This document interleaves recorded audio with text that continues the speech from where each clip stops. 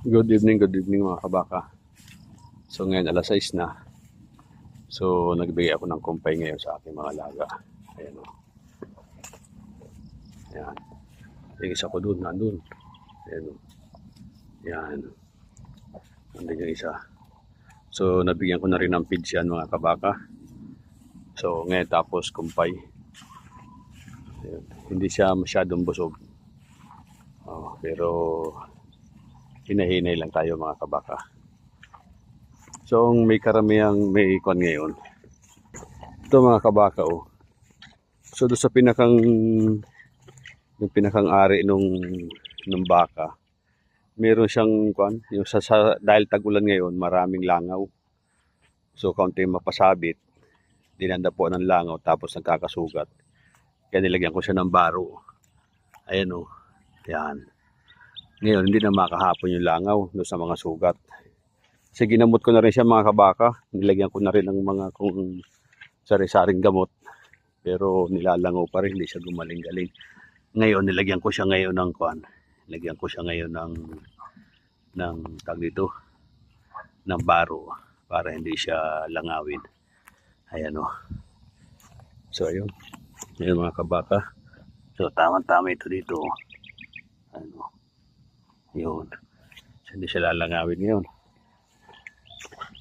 Tsaka isa yung kabaka oh. Yung aking isang maliit na yun. Eh nakakaawa din. At puro sugat. Kaya nilagyan ko rin siya kabaka ng kwan. Mga kabaka ng gamot. So yung iba medyo okay na. Kasi ito kiskis ng kiskis ito eh. Lagi siya nagkikiskis na kwan. Dahil nga malamok. Malangaw. Ayan nagkasugat siya oh. Nakakaawa. Yung gamot yan nilagay ko na yan. Tapos yung sa may titi niya na yun. Doon ang matindi ang sugat. Kaya nilagyan ko siya ng baro. Ayan o. Pero okay na yung kabaka. Gagaling na. Yung mga nasa ibabaw na yan. Nasa ibabaw na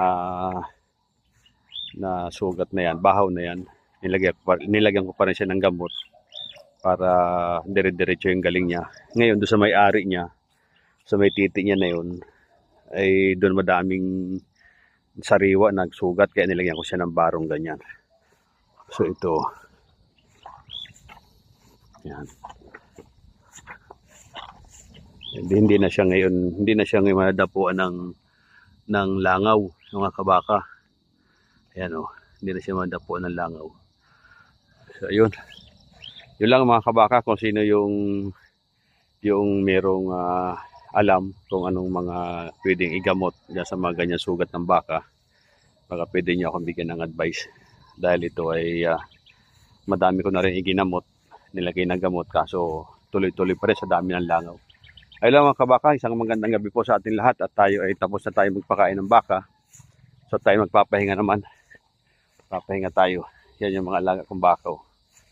So yun. So naglinis na rin po tayo ng kargahan natin ng baka para bukas ready na lang tayong gamitin. So ayan. Okay naman yan lahat. Napainom ko na yan, nabigyan ko na ng kumpay. Ito lang kabaka ang aking libangan dito. Pero sa awa ng Diyos siguro ito ay mga 100 taon at ating ipagbibili na ito. Yan. Okay mga kabaka.